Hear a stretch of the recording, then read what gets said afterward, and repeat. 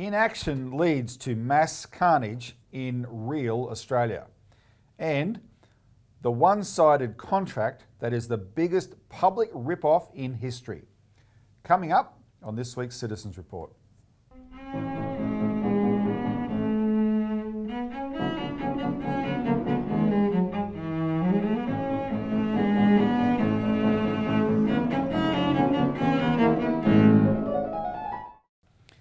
Welcome to the Citizens Report, 31st of July 2025. I'm Robert Barwick, and I'm joining me today is Citizens Party writer and researcher Richard Bardon. Welcome, Richard. Thanks, Robbie.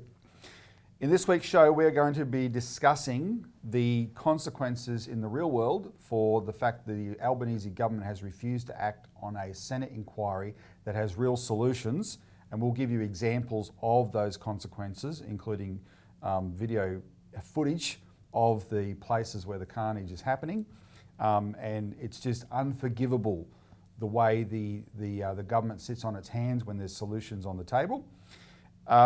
Also, we're going to talk about AUKUS, and Richard here is a bit of an expert, but there's also a move for an AUKUS inquiry, but it's quite an update because Richard will give you the details of just what a dog this contract we have with America and Britain for AUKUS actually is. And I reckon, Richard, if this was a contract from government to a business, people would go to jail. But because it's government to government, it's like we can be bankrupted as much as they like. Yep, nothing to see here. Nothing to see here. External affairs power for the win. All right, but before we begin, I have an appeal for you, the viewer, to become a member of the Citizens Party. We're on a membership drive. You may have seen the video that I did last week in Penrith when I visited the Penrith office of the Citizens Party. And if you haven't seen it, have a quick look. Hi everybody, I'm here today at the Citizens Party's headquarters in Penrith in New South Wales, which I've just driven out here from the city. It's a long bloody way. Why are we here? The Citizens Party is on a membership drive, and we have a goal to get registered in New South Wales to be able to qualify for the next state election here. So we've taken over this house, this residence in Penrith, and we've got a team inside that's on a membership drive. Come and have a look.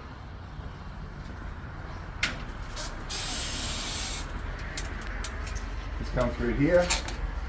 So this is a normal house. This is the crew. Craig Isherwood, National Secretary, has been running the operation. Say hi, Craig. Hey guys. And we have some volunteers from local New South Wales volunteers. Tony, Heidi, wave everybody. And these desks are full of people who are going to be making phone calls and are making phone calls, signing up members to the Citizens Party so that we can actually have some electoral success with our solutions to Australia's economic problems. So anyway, this is the operation. How can you help? 2 ways. Become a member. We need you to become a member of the Citizens Party as well. G'day, Murray. And if you can volunteer, come and contact us and you can spend some time in the office here making phone calls and signing up other people to become members of this very important party. So, signing off from Penrith. All right. So, yes, we're on a membership drive and we need you to become a member. It costs $30 annually to become a member of the Citizens Party, for which you get this once a month. So you can stay informed with everybody else, but you can also subscribe to it to get it weekly. But we are the party, and I'm going to show you, the rest of the show is going to prove to you, we are the party that follows through to get things done. And I'm going to give you some accounts of what I did in Parliament last week, where we're working with people we know very well, and they share our opinions on these subjects, but they don't follow through. And because they don't follow through, it's the Citizens Party who has to turn up and make things happen. And we did make things happen, right? But only because we have identified these key things that need to be done in the economy, key things that need to be done to break the power of corporations over the government. Because right now they've got the government in their back pocket, and the government makes decisions that always benefit corporations and give them more profits, especially the banks, right? And you're always losing out. And if you haven't looked up Dr. Andy Schmulo on this. He's a powerhouse on explaining how this works.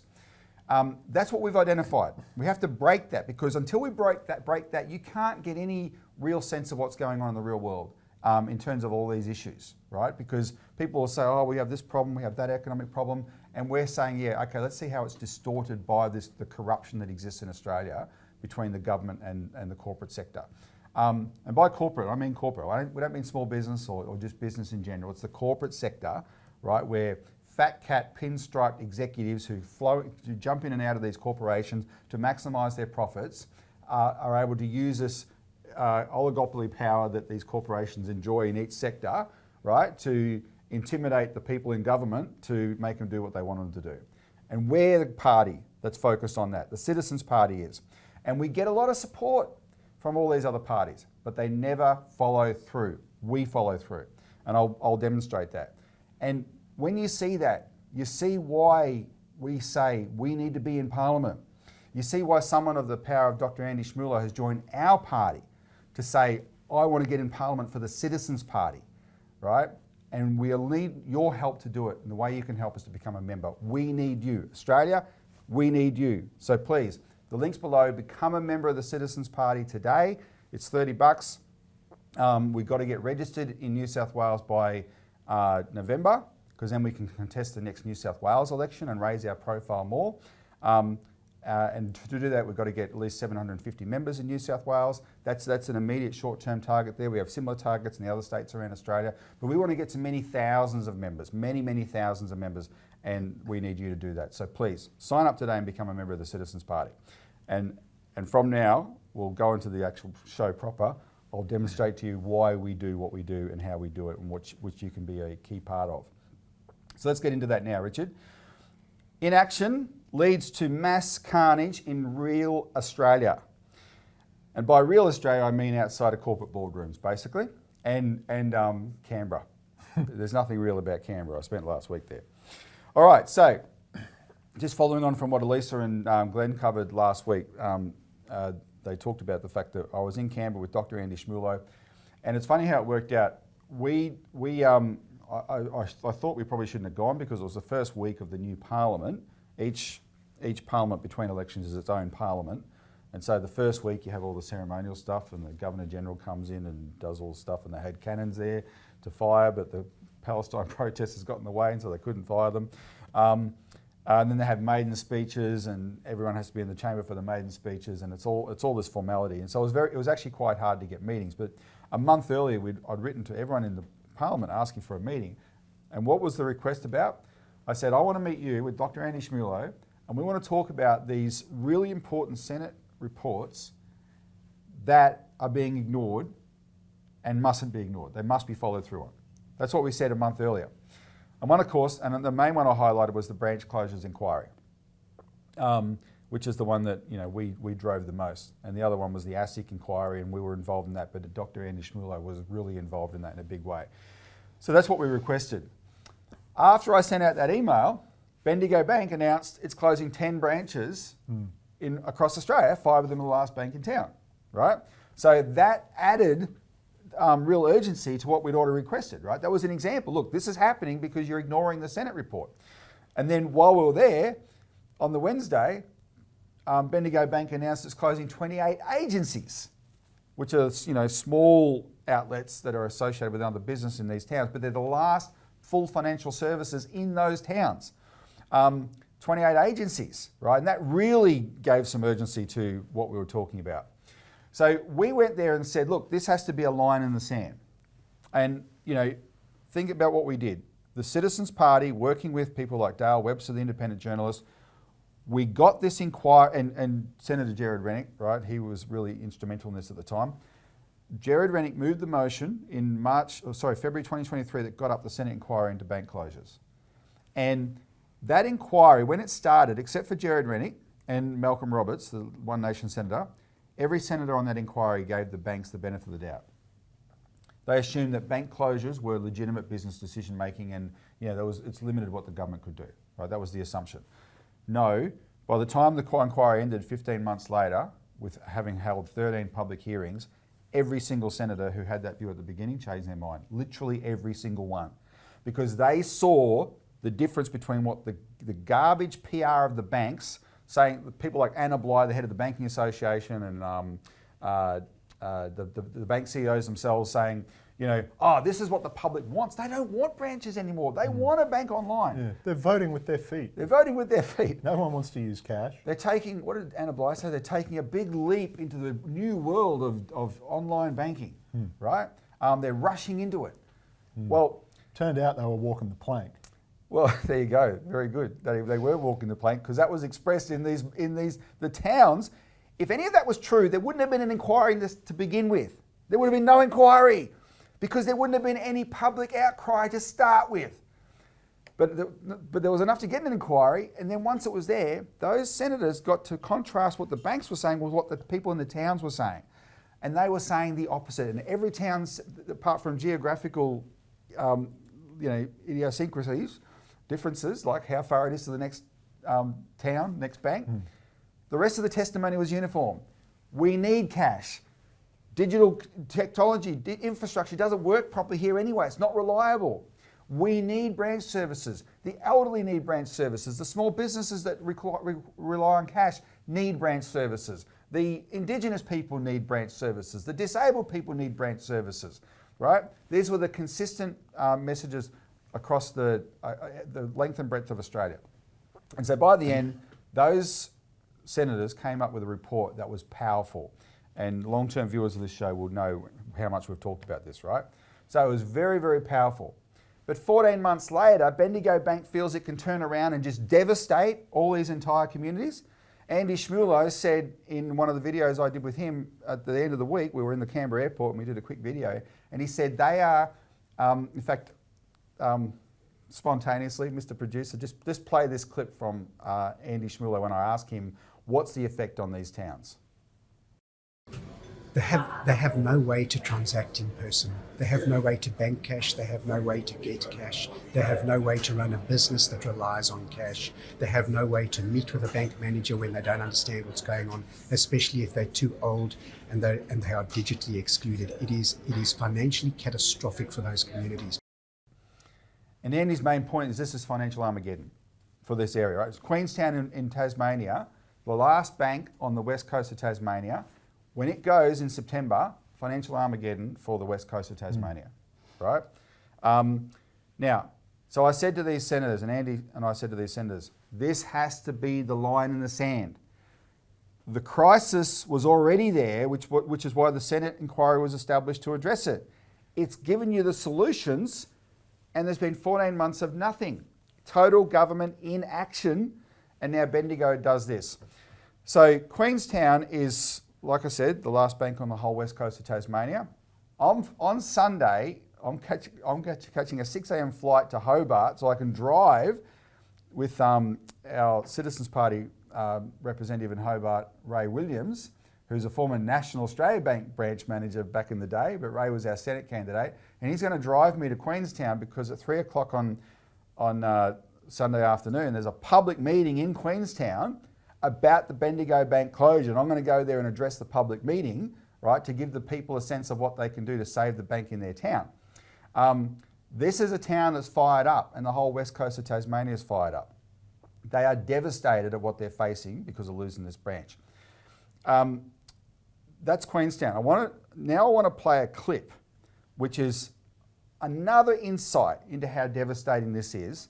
And this was a clip that was put on YouTube just overnight by Colin Boyce, the federal member for Flynn, because there was a meeting in Taroom in Queensland, which is his electorate, and it's a part of the world that you're familiar with, Richard, where the lady who's in charge of the Bendigo Bank agency that's currently being closed down, she's speaking to this public meeting, and it's worth listening for the 3 minutes to what she has to say.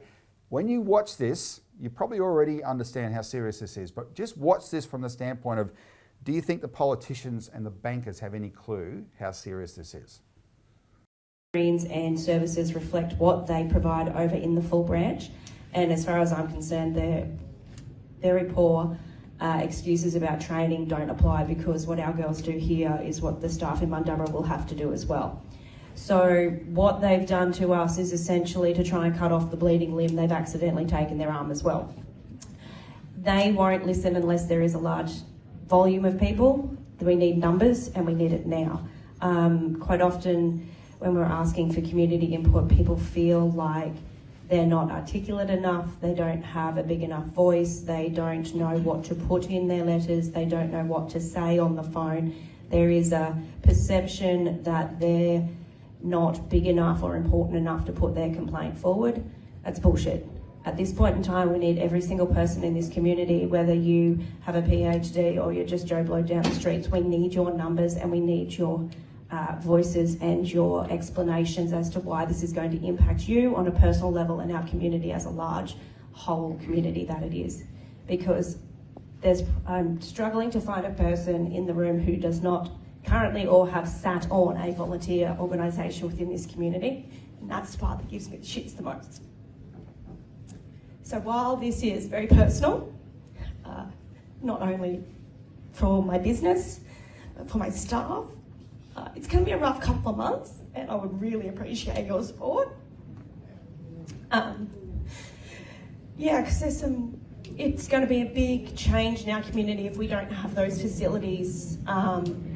What we're going to be able to do here, imagine everything you do in the next week, because really that's sort of all we've got for this window. Imagine what you'd be doing if you didn't have the bank here. Our cricket day, that is next weekend. Where do we get our float? Where do we rebank our cash? You have the camel races in Wundarwin. You've got a lot of money at these events because we're really strong communities out here, and we support each other and everybody gets in. It's not going to be safe for those committees to carry cash on their persons and try and find a volunteer, because we don't get paid, to go to Roma, to drive to Chinchilla, to hold that much cash on their persons. Nobody will insure you to do that. Then when our events come around, if we don't have the cash and we don't have the FPOS facility, there are no other options. So this not only affects you on an individual level, whether you can go in and do your personal banking, whether you can go in and check the fraud on your card, but this will have a big flow-on effect in your community. And I think just, have a think about what life would be like as a whole, not just for us as an individual. I really am disgusted by the thought of our most vulnerable people in our community not being able to access safe banking. Not just physically being able to get into the post office, but we stop multiple issues of fraud and people being taken advantage of in our local community every week. This is not a one-off Joe Bloggs. This is at least 2 to 3 people every single week that are all different, who are business owners, that are being paid, being defrauded, being absolutely given a rough ride, and we are there to help stop that. There's just so many things that we are able to provide as a service to this town, and I just, we've invested our lives in this place, guys, and we really need to keep it going. Otherwise, what are our kids coming into? That's simply what it comes down to. Anyway, enough from me. And Richard, as you know, that's a long drive to those towns that she mentioned. That's a long drive. Yeah, well, it's pretty much right on 2 hours to drive from Taroom to Chinchilla. And if you go to, she mentioned Mundubbera, that's in the basically opposite direction, and at least as far, if I remember right. And I know to get to both of them, you've got to go through Miles, and the road from Goondiwindi to Miles is susceptible to flooding. Are those other roads susceptible to flooding as well? Yeah, this is on the Darling Downs. I mean, I've not spent a lot of time there, but I've driven through there a lot because I lived north of there years ago. And you've often got a detour. You get a heavy shower of rain, which we're coming into the season. You need to.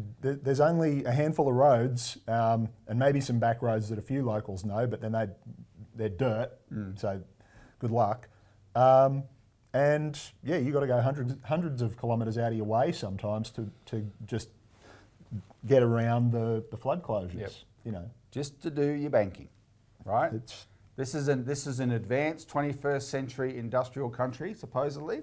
This is what we're doing to our communities, which are very productive agricultural and mining regional communities. This is crazy. Okay, Another clip now, because as you probably know, or if you don't, I'll tell you, the Citizens Party has been fighting for the solution for at least 4 years, 5 years now. A public post office bank, because it'll do two things. There's more than 4,000 post offices in Australia. If they became a full service bank for a government bank again, right, then every community will always have banking services because there's more post offices than all banks combined. But also, if the government gets back into banking, watch these bastard private banks rush back into these towns because the competition will force them to. They won't get away with using the way an oligopoly works or a monopoly works. You can treat your customers like garbage because they've got nowhere to go. The minute there's somewhere to, and they don't care if they go, oh, well, I'm jumping from Commonwealth Bank to ANZ or ANZ to NAB. They don't care among themselves. That's irrelevant to them, right? They know there's nowhere really to go outside of that. If you're lucky enough to have a small community-owned bank in your area, right, the little ones, they're great. They do, but they do not have the reach across Australia like the big ones do. And the only thing that compete with them is a public bank. And the post offices will kick their butts if they were a public post office bank. It's also a win-win solution because Australia Post is closing post offices. And if you don't know how devastating that is, watch this clip from Fingal in Tasmania, which is on the east coast of Tasmania, a bit inland. Watch this clip about their post office, the fact they're losing their post office now. Residents have turned out in force in a bid to save their historic post office. Despite being one of the oldest in the state, it faces an uncertain future as the search for a new owner continues. A rally in the valley. Save our post office! Locals gathering for the biggest queue Fingal's ever seen, putting their support on the line. We need to pay bills, people can't get to St Mary's, and we need it. Turning out to make a viral post and snag a sweet treat. Yeah, well, we need a post office. I also came for the donuts. They're the best donuts in the valley. Hamish Thompson runs the Flying Saucer Cafe and is leading the push to save Fingal's post office. For him, the support has been out of this world. I almost cried, actually, when I saw all the people coming. Australia Post has staffed the shop since the previous licensee pulled out last year, but time is running out. And with the only alternative a 40-kilometre round trip, the prospect of losing the historic service is tough to contemplate. It's like the internet for this community. We absolutely needed to keep running. And it just seems to me incredibly callous and very inhumane that these people are sort of left by the wayside. They don't matter. Fingal was one of just 20 Tasmanian towns granted a postal licence in 1831. Back in those days, the postmaster or postmistress worked from home, up until this property was built around 1907. The building is absolutely amazing. It must be one of the most picturesque post offices in the whole of Tasmania. These locals hoping they've well and truly sent a message. Yes, it is worth saving. Yes, hopefully someone out there's listening will come and take over for us. Annie Green, 7 Tasmanian News. So that's the carnage, Richard. That's the carnage in real Australia because political inaction in Canberra by people who pay lip service to they'll say, these are services, postal services are essential, banking services are essential, but don't expect us to do anything about it, right? We have Anthony Albanese on record from 2023 saying, I would never privatise the Commonwealth Bank. The private banks need a public bank to keep them a bit honest. The competitive tension makes them behave better. There's a recommendation in a Senate report from 14 months ago that's asking him to not even establish the bank, establish an expert panel into looking at the viability of such a bank. To scope out options for a public bank. Right? Present them to the government and they have done nothing. And while they're doing nothing, the banks are getting away with carnage, and Australia Post, where the current CEO was put in there to make sure Christine Holgate didn't get her job back. And the guy who did that, Simon Birmingham, yesterday, I sent a letter to the National Anti-Corruption Commission referring him to the National Anti-Corruption Commission because he's taken up the job in place of Anna Bligh as the new CEO of the Banking Association. And what was Christine Holgate doing at Australia Post that the banks hated the most? She was trying to set up an Australia Post bank. And now that guy who made sure she didn't get her job back and put this bastard Paul Graham in her place He's now at the Banking Association, and Paul Graham has no interest in Australia Post becoming a bank. He's trying to close as many post offices as he can. Yet if we had an Australia Post bank, it immediately makes all the post offices in Australia viable. Every town keeps their post office. They'll even be opening up more, and the banking services are guaranteed for literally everybody. You tell me what's wrong with that policy. And if you do, I'll know you're a banker. But make a comment below. And when we say this is what would happen, it's not speculation. This is what already happened the first time around 100 years ago. Exactly. And it's why they set up the Commonwealth Bank, because of this same kind of crap. Exactly the same crap. Exactly. So Elisa, minus the internet and that as an excuse, but it's the same behaviour. When they were debating the Commonwealth Bank bill in 1911, part of the debate included we're closing post offices because the Commonwealth Bank was designed to start in post offices. Yep. We're closing post offices. This could save the post offices. That was a debate back 100 years ago, exactly as you said. All right. Now, quickly, I just want to give a quick sense of what we did last week, though, because the actual details of it. And I've got to do this quite fast because I want to leave some time for what Richard's going to go through. Now, so we get to Canberra and the Parliament opened on the Tuesday. Now, on the Tuesday evening, the Queenstown Council, West Coast Council it's called, in Queenstown in Tasmania, passed a motion unanimously calling for the federal government to respond to the Senate inquiry. I wrote the motion for them, right? And so I said, you should pass something like this, and they passed it unchanged, including with a spelling mistake for Daniel Molino's name, but that's all right. The federal government would have got the point. I wrote the motion for them, and they passed it.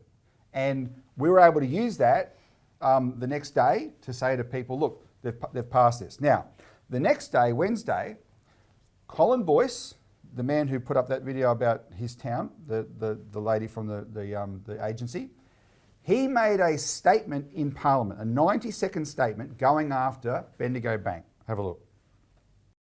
Deputy Speaker, and for my first 90-second statement of the 48th Parliament, I was hoping to speak on a positive topic, but once again it's all about the decline of banking services in regional Australia. And this time it's concerning the potential closure of the Bendigo Bank agency in my hometown of Taroom in central Queensland. Deputy Speaker, and I'm beyond disappointed in this decision by the corporates of Bendigo Bank, who've got absolutely no understanding of what this closure will mean for my community.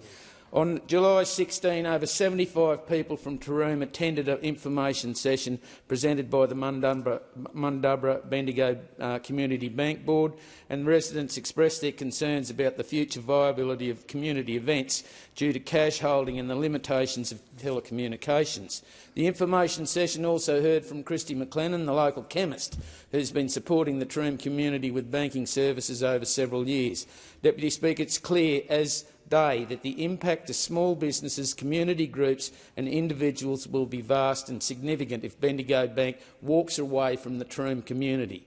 Bendigo Bank describes itself as the better big bank, but actions speak louder than words. The four big banks have agreed to keep their regional branches open until at least 2027, and the Bendigo Bank needs to do the same. And I'm calling on their bank to put the money where their mouth is and keep this agency open for the community of Taroom. The power of Parliament is such, Richard, that just that 90-second statement from a, if you're not in Flynn in Queensland, you might not have heard of Colin Boyce. So I'll use the word obscure, but not as any kind of insight to Colin, right? A 90-second statement by a relatively obscure member of Parliament. Within hours, Bendigo Bank was on the phone to him begging for a meeting. That stung them, being gone after in Parliament like that. And it's interesting because while he was making that statement, I was outside the chamber meeting many members of Parliament and saying, make a statement, right? Make a statement. It works. It's powerful.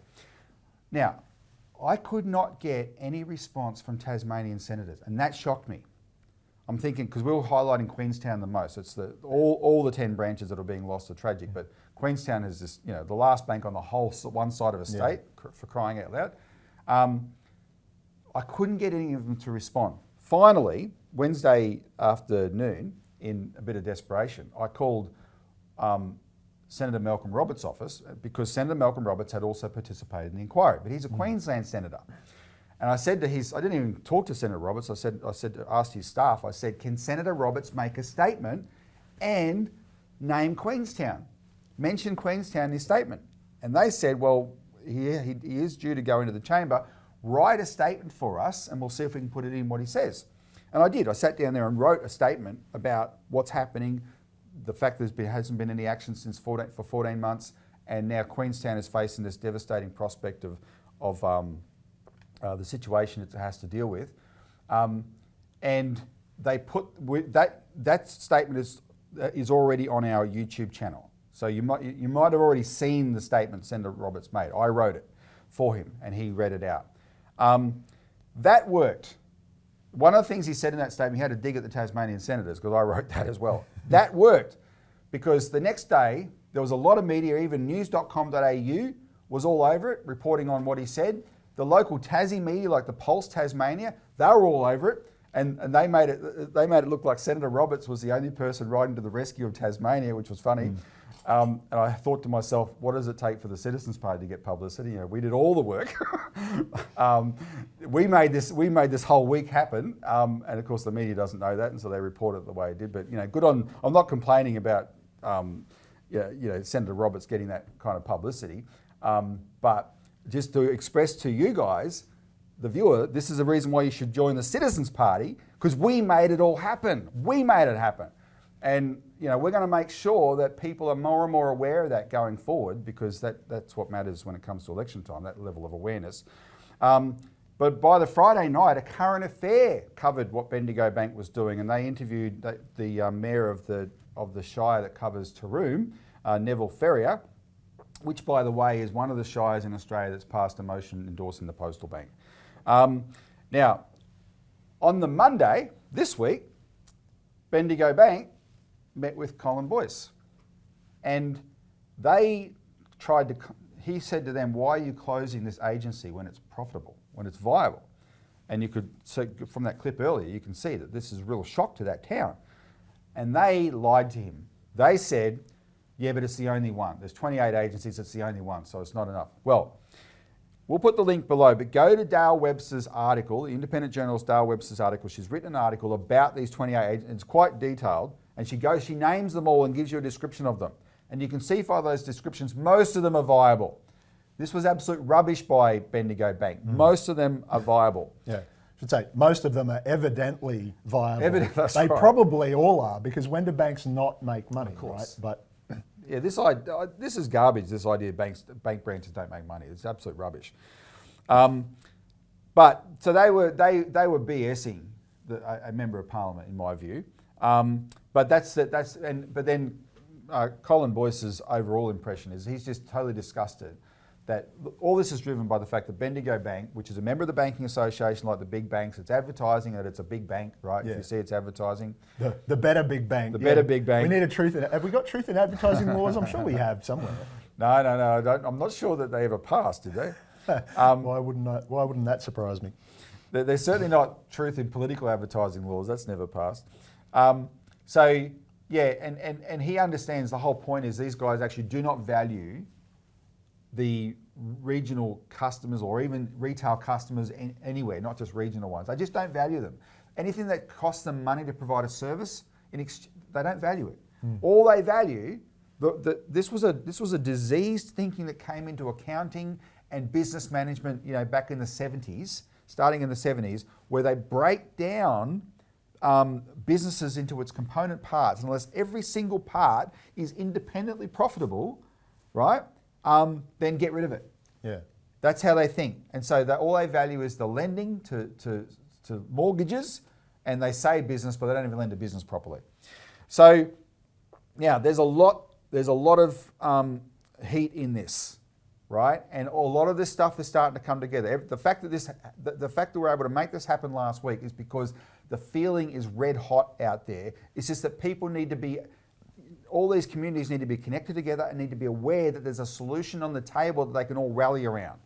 Because if we do that, then we can force that solution into Parliament. And again, that's what the Citizens Party is focused on, and that's why you becoming a member of our party, you'll be supporting that, a party that stays focused on actual solutions and won't tolerate the kind of impotent politics that defines what happens in Canberra, where people go, oh yeah, that's not.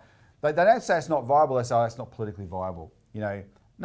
There's a problem. There's a solution. Do it. That's how the Citizens Party would operate. And if we were in Parliament, we would be stomping our feet like nobody else. Just in final on a couple of other things. I want to play it quick. I'm hoping there's time for these clips. This is Andy Schmulo just talking about Richard Fennell. This is really, really sharp here. Andy Schmulo talking about Richard Fennell, the CEO of Bendigo Bank. I want to talk about Bendigo Bank. Bendigo Bank's CEO, Richard Fennell, earns $3 million a year. And Bendigo Bank and Fennell bang on until your ears bleed about how it's a community bank, it's created by the community and for the community. They're about to shut the last remaining branch on the west coast of Tasmania. This will plunge the west coast of Tasmania into a financial Armageddon. So we've been taking a big stick to Richard Fennell, who's incredibly greedy. He's on $3 million a year. It's not enough for him. He wants more. He wants to drive more profitability so that he'll get a bigger bonus. And how does he drive that greater profitability? By shutting down the last remaining branch on the west coast of Tasmania. Colin Boyce, an MP for the Nationals, got up in Parliament yesterday and he started taking a stick to Bendigo Bank, and these gutless bastards have already started begging him for a meeting because they're so worried about the reputational damage. That's all it takes with these greedy parasites. Yep. You've just got to give them some bad publicity and all of a sudden they fold like a deck of cards. So I'm urging you, do something for your fellow Australians. Contact Bendigo Bank. Tell them how sick and tired you are of these parasitic banks. Our banks are the most profitable banks in the world, crying poor and telling us they can't afford to run branches. We support them. They owe us branches. And the issue there is, these managers of these banks, they think short-term, maximise our bonus, and they don't care about the carnage they're causing out there. And in one sense, it's a waste of time worrying about how they think. It's up to the government to say, you are a business with this incredible privilege. These are the rules by which you will conduct your business. And that's why your rage should be directed at the government. One last thing, I will put a clip below. This is quite important. We'll have a release out later this week about this. On the 15th of August, the Council on Financial Regulators closes the submissions for their consultation into cash distribution. So they started this, we're a bit late to highlight this, but the submissions are open until the 15th of August. Make a submission, and we'll put the link below, but the kind of submission we need you to make is quite simple. Make Australia Post a bank and put Australia Post in charge of cash distribution. And I'll give you a figure that proves why this is the solution. In 1999, the very first parliamentary inquiry into bank closures was held. Anthony Albanese was part of that inquiry, and you can read that report, and that report highlights a crucial bit of evidence about cash distribution, that at least in Western Australia, up until the mid-90s, Australia Post managed cash distribution in regional Western Australia, and then they used security concerns to basically privatise it out to armoured guard companies. When Australia Post was doing it, the average cost of cash per branch was $20. When it was privatised out to armoured guard companies, it jumped up to $600, and that was a week. So it went from $20 a week to $600 a week. Because here you have the biggest logistics operation in Australia called Australia Post, has all the efficiencies and scale, right, that it can do this, and it would do it if it was a bank. And that's the best way to keep cash open as well. So make a submission saying, make Australia Post a bank and put Australia Post in charge of cash distribution. And we'll keep you updated how this is going. All right, instead of getting you to comment on that, Richard, I want you to get onto your stuff, because this is quite important. We're going to give you a bit of a legal lesson here into how stuffed up our country is as negotiators. All right, the one-sided contract that is the biggest public rip-off in history. We put out an emergency release last night because Senator David Shoebridge today, Thursday the 31st, was putting up a motion to establish a Senate Select Committee for an AUKUS inquiry. And we told everyone, mobilise for that motion. I'm going to come back to that, but just the breaking news is that has been postponed the motion won't be moved until the 25th of August, which is the first week of the next sitting of Parliament.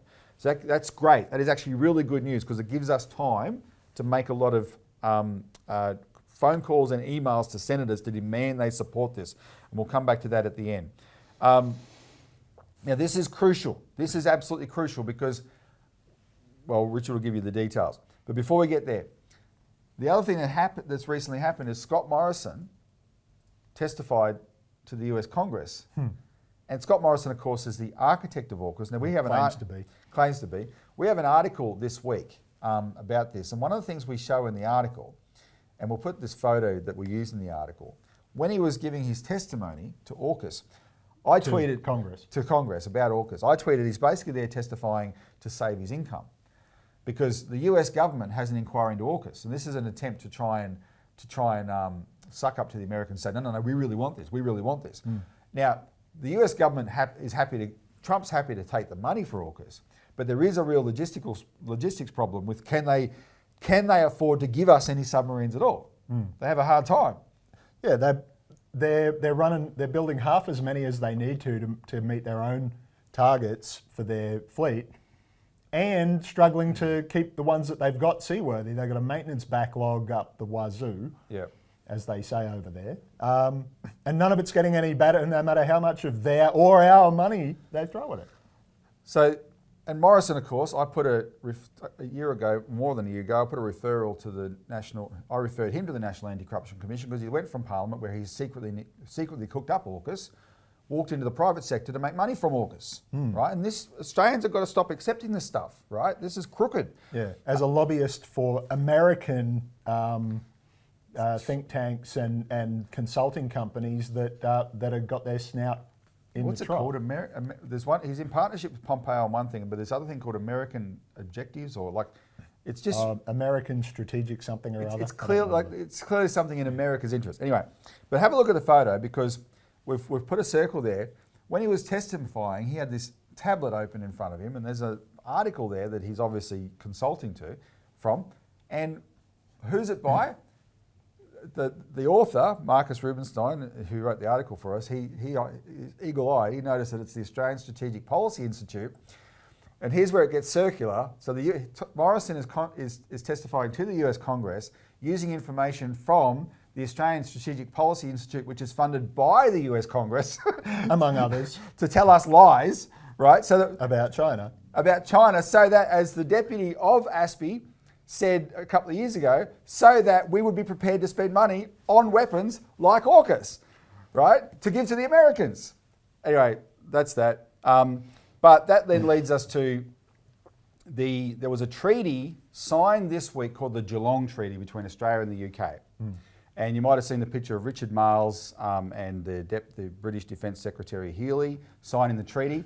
Now, I want to put this other picture up though, because I assume it was called the Geelong Treaty because it was signed in Geelong. Yeah. They went down there. Yep.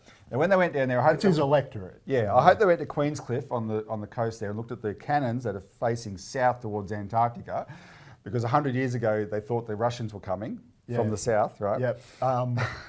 Logic. Now, someone, as a protest, put up I'll put the image up. Someone put up this picture, this bit of street art, calling Richard Marles the champion brown noser, and that is what you think it is on the photo. Yes, it absolutely is, and that's quite true. But so we don't run out of time, this treaty, Richard, is mind-blowing. But to understand this treaty, you also have to understand the other treaty that it's based on, that it's secondary to. Take it away. Tell the people about these two treaties these are the contracts we're locked into. Yeah, so AUKUS started as just a sort of a handshake agreement, brain fart, as they call them, between Morrison, largely cooked up with Pompeo, but enacted after Biden, announced after Biden had come in, and Boris Johnson in Britain.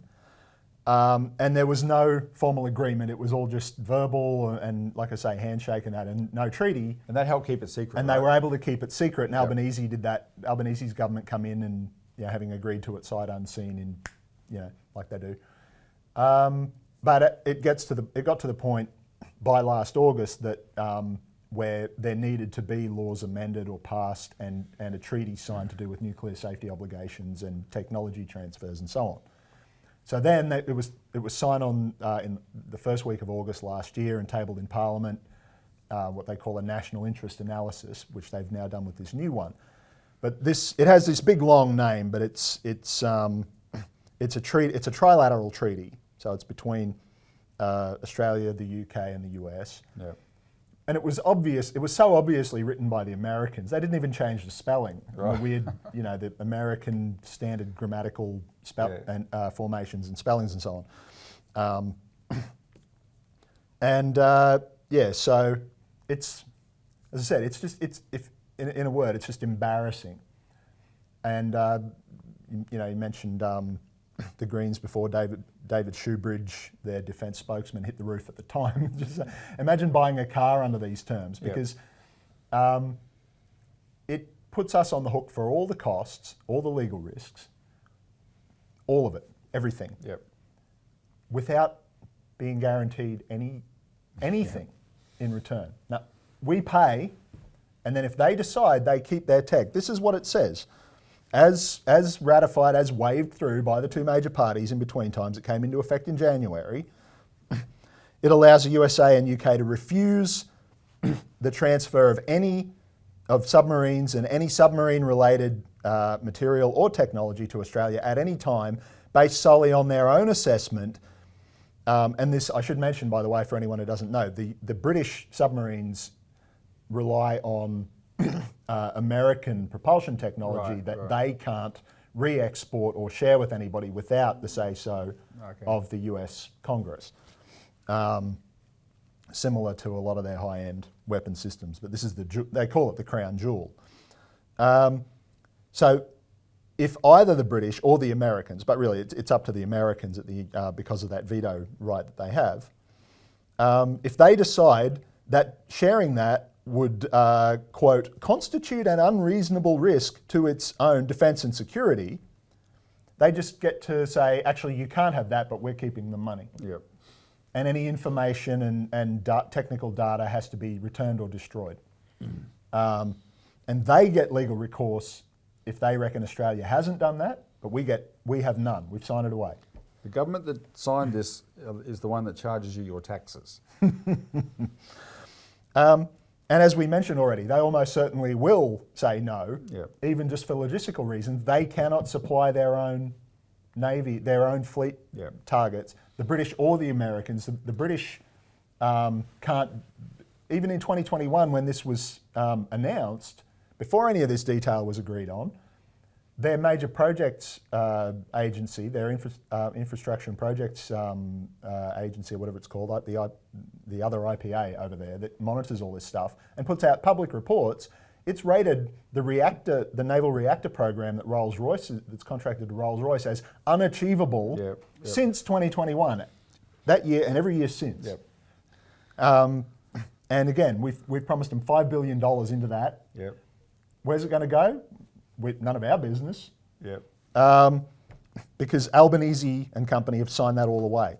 So, and not only that, as I said, we wear all the risks. So I'll read out another quote from this. It's called ANPA, ANNPA for short. It's got some long, complicated name with the official titles of everybody in there. But this agreement, this treaty, also requires Australia to indemnify the USA and the UK, quote, against any liability, take a deep breath, any liability, loss, cost, damage or injury, including third-party claims arising out of, related to, or resulting from nuclear risks connected with the design, manufacture, assembly, transfer or utilisation of any material or equipment, including naval nuclear propulsion plants and component parts and spare parts thereof, end quote. So, if this is a defective reactor, if somebody, someone used the wrong metal or they heat treated something wrong on a fitting and it blows up, or God forbid the reactor itself is faulty and leaks, melts down or explodes in port, or at third party claims, if it's on a port visit in another country and it goes kablooey and melts down and sinks and pollutes there, irradiates there, harbour, their city, we're on the hook for that. Yep. Not BAE Systems or Rolls-Royce or whoever built it wrong. Yep. We take all the heat on that and pay for everything, not them. And remember, one of the reasons that you need to be worried about that, even though there's probably not a big history of this happening with nuclear subs. Well, we wouldn't be told about it if there were. Okay, but, that's true. yeah. But one of the fact that both countries that are supplying this are saying to us we're not industrially up to it, because they're not what they used to be, these countries, right? They've hollowed out their whole industrial capacity. We should be worried about these clauses. Now, so that's still ANPAR, and then how does that relate to the Geelong? Okay, so this Geelong Treaty is explicitly subordinate to that that earlier treaty, because of course all three countries are part of it, and this is an add-on that we're signing bilaterally with the Brits. Yeah, for 50 years. 50 years. Well, so that's what the original agreement covers, because that's the duration of this project, and so they've. But you know, so basically, probably your, my, and at least half the people watching this lifetime. That's how long this runs for. So there are babies being born now that are not going to be commanding these submarines in 50 years. They'll have aged out of high stress occupations, like commanding these submarines by the time, if they ever arrive. Which, that's right. I mean, the only sort of cold comfort in any of this is that these things are almost certainly never going to turn up in the first place. But if they do, we're even more stuffed, right? So this new treaty.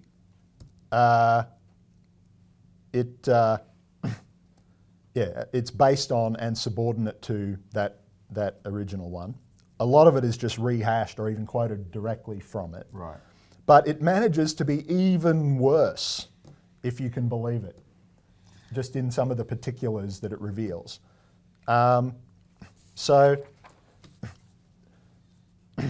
This thing, it's unlike the original treaty, it's dressed up with all this flowery rhetoric about how wonderful we all are and we're standing up for freedom and democracy and all this. I don't know if the word democracy is in there, but the Indo-Pacific region, right, this Nazi geopolitical doctrine, I wrote an article about it based on a study by an academic a couple of years ago. But this thing, the Trump administration picked it up, dusted it off in 2018. It was conceived by the Nazis as a way to this Indo-Pacific region, and they were going to try and supplant the existing maritime colonial powers, the Dutch and mainly the British at that stage in Southeast Asia and India. This is in the 1920s, and so Trump and company picked it up, flipped it around to like, how do we use these same ideas to remain the dominant colonial power in the Indian and if Pacific you want to Ocean understand why they regions. do it, look at a globe map, not a flat map. Look at Yeah. a globe map. Look where the British and the Americans are, and between them is the Atlantic. Yeah, the North Atlantic. They have that stitched up. So they got exactly, and so by saying Indo-Pacific, they're literally defining the whole rest of the world as their domain as well. Two-thirds of the surface area of the Earth, and then the land masses attached to that, basically. Like, we rule the world for the next 50 years at least. Yeah. Then again, they said the same thing about Singapore up until 1942. True. So with all that said, so this. It's all about protecting the international rules-based order. This thing, as I say, we make the rules, you follow orders. That they cite in place of actual agreed international law whenever they feel like breaking it, while they're demanding other people follow it according to their interpretation. So that's the preamble, and all this stuff about how we're going to get the Brits are going to make sure the Australians get the best possible deal out of all of these things, but it's bull, all of it, because as it says, any conflict between that ANPAR original trilateral treaty and this one, the first one shall prevail, takes precedence, and it states, again in similar terms to the previous, the allocation of any liability, loss, cost, damage or injury that arises out of or relates to or results from nuclear risks as defined in the ANPAR shall be governed by that agreement, which assigns all those burdens to us. And then this new treaty adds another couple of layers of insulation for the British. It says that the receiving party, now they pretend this is two-way trade, right? Yeah. The receiving party waives all claims against the providing party for any liability, loss, cost, damage or injury incurred by the receiving party arising out of, related to or resulting from activities that are materially connected to, so it's broader, the transfer of equipment and material or the provision of services, basically anything that they do, we're on the hook for if it screws up. The provision of services to the receiving party on a government-to-government basis, end quote. So they're talking about how, because we're supposedly going to co-develop these things, except as Senator Shoebridge pointed out in his response to it, it also gives them veto right over any proposals that Australia might make towards the design of these submarines that are supposed to be designed based on our requirements. So smart people here might say this would be better if we could do it this way. Yeah, and they get to veto that. Yeah, and to be clear, Australia is a nuclear country in terms of we have a nuclear reactor. It's been running since the 60s with no problems. Yeah. And we train nuclear engineers and nuclear physicists who then have to go and get work and even finish their studies if they want a PhD abroad because there's nothing happening here because we've banned ourselves from a domestic nuclear industry. And Labor. The Liberals did that and Labor keeps it up, but they're quite happy to have American-made, weapons-grade, uranium-powered or British subcontracted ones floating around, literally. Well, look, let's leave it there because we have run out of time. Read Richard's article, and we'll put this online. You'll be able to read it on our website, this article that Richard's written here. But this is the dog of a contract. They're treaties, but they're essentially contracts. You heard that language. The receiver, we're the receiver, the receiving party, even though we're really the giving party. We're doing all the giving here. We're giving away all the money. Yeah, exactly. But back to the opening thing. This is the guts of AUKUS. And so Senator David Shoebridge's motion for an inquiry is eminently reasonable. And anyone in the Senate who votes against it is voting to cover up this deal, this kind of contract, plus the expense involved, right? Which is the biggest, the one-sided contract that's the biggest taxpayer rip-off in history. So we'll put the link below to the release from last night because it's still relevant. We thought we had 12 hours to generate a lot of calls into Parliament to demand these senators support the motion. Now we've got 4 weeks, probably a bit less than 4 weeks. That's great. We need you to respond to that. Target the senators in your state, all the Labor and the coalition ones. Hammer them. Demand they support the AUKUS inquiry, and if they tell you they're not going to, accuse them of covering up the biggest taxpayer rip-off in history. Don't take it. Bombard them. We're going to make them so uncomfortable over the next month that they'll at least agree in the interest of full transparency and not wanting to be accused of hiding something. We have an inquiry. And once we have an inquiry, then it can go anywhere. All right, so that's going to be, we'll keep talking about this in coming weeks, but please act on that now. Richard, thank you very much. Hopefully we've left some time for all the clips I talked about, but if we haven't, that's fine. We'll catch some next week. Stay on, you can see them on social media, etc. We'll put them there. Thanks to the viewer for tuning in. Please act on what we've said. Please sign up and become a member of the Citizens Party, and tune in next week for more of the Citizens Report.